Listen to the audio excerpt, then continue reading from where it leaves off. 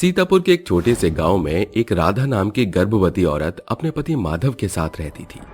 माधव बहुत ही गरीब था और मजदूरी करके अपने घर को चलाया करता था। वहीं दूसरी तरफ राधा अभी गर्भवती थी, जिस वजह से वो घर में ही रहा करती थी। राधा गर्भवती होने से पहले माधव के साथ मजदूरी का काम किया करती थी, जिससे वो दोनों मिलकर एक साथ घर चलाया करते थे। लेकिन अब माधव अकेला ही घर चलाता था और उसी के पैसे से 2 वक्त की रोटी खाया करते थे। एक दिन सुबह माधव राधा से कहता है, अरे राधा, क्या कर रही हो? मुझे काम के लिए देर हो रही है, जल्दी से खाना लेकर आओ। खाना खाकर मैं निकल जाऊंगा। आज तुमने खाना बनाने में इतनी देरी कैसे कर दी? तभी राधा एक प्लेट में केवल सफेद चावल लेकर आती है और हरी मिर्ची के साथ माधव को दे देती है। तभी माधव राधा से कहता है, अरे ये क्या, केवल सफेद चावल, सब्जी नहीं बनाई? दरअसल घर में राशन खत्म हो गया है, कुछ बनाने के लिए था ही नहीं, इसीलिए मैंने जल्दी जल्दी में ये सफेद चावल बना लिए। आप अभी इन्हें खा लीजिए और रात को आते समय राशन ले आइएगा। क्या करे राधा, मेरे अकेले के कमाने से घर ठीक से नहीं चल पा रहा। ऊपर से हमारी कोई अच्छी नौकरी भी नहीं है। वैसे तुमने खाना खाया कि नहीं? हाँ जी, मैं खाना खा चुकी हूँ। आप खा लीजिए। आप पूरे दिन काम करोगे, आपका खाना खाना बहुत जरूरी है। माधव थाली के चावल खाने लगता है, जिसके बाद वो थाली में आधे चावल छोड़ देता है और राधा से कहता है, मैं जानता हूं कि तुम मेरी पत्नी हो, खुद भूखी रह सकती हो लेकिन पति का पेट पहले भरोगी। और मैं ये भी जानता हूं कि अब तुम्हारे लिए चावल नहीं बचे हैं। ये लो, आधे चावल मैंने खा लिए हैं, आधे तुम खा लो। माधव की ये बात सुनकर राधा की आंखों में से आंसू आ जाते हैं, जिसके बाद माधव उसे गले से लगा लेता है और कहता है, चिंता मत करो राधा, एक दिन सब कुछ ठीक हो जाएगा और हम एक अच्छा जीवन व्यतीत करेंगे। राधा को हौसला देकर माधव मजदूरी का काम करने चला जाता है। वहीं दूसरी तरफ राधा घर में बैठे हुए अपने मन में सोचने लगती है, मेरे ऐसे घर में बैठने से घर नहीं चल पा रहा है। मैं आज ही गांव में जाकर लोगों के घर काम ढूंढूंगी।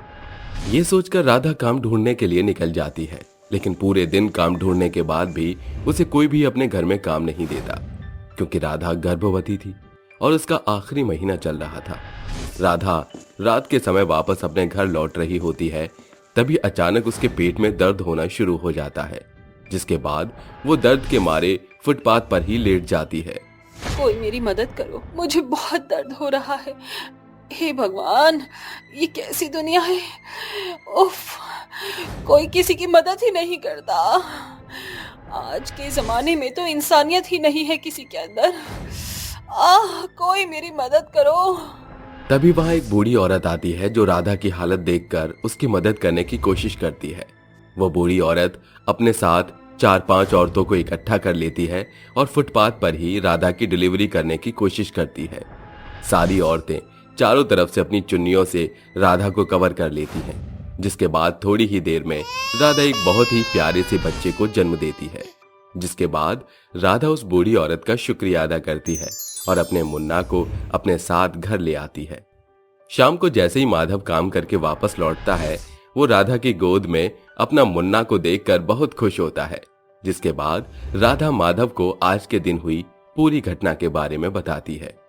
जिसके बाद उस बूढ़ी औरत ने मेरी मदद की और मैंने अपनी मुन्ना को जन्म दिया।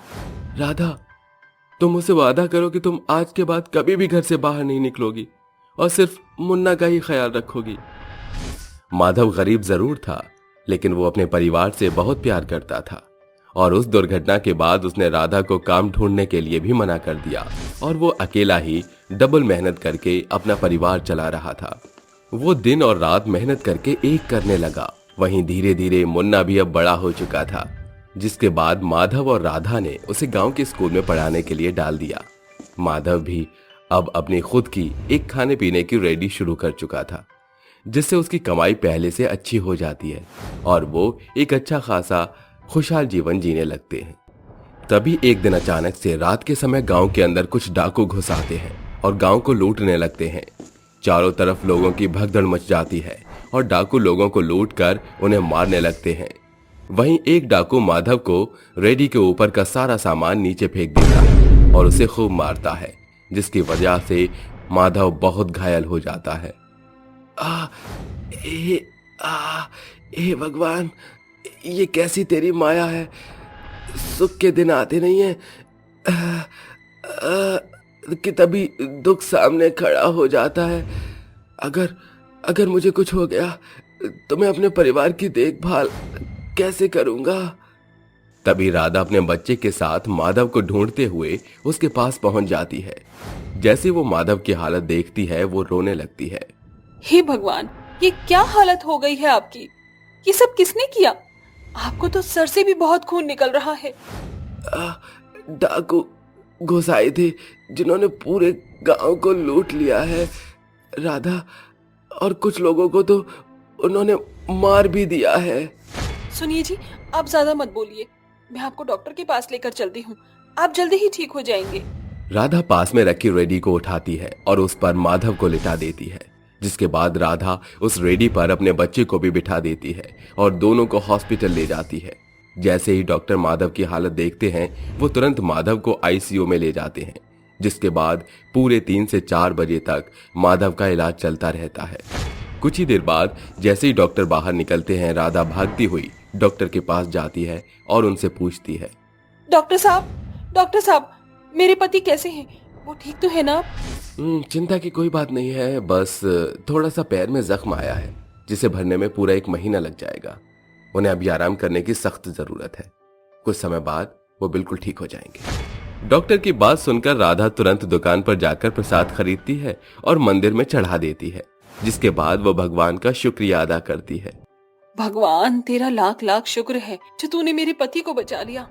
अगर आज तेरी कृपा न होती तो पता नहीं मेरे बेचारे पति का क्या होता।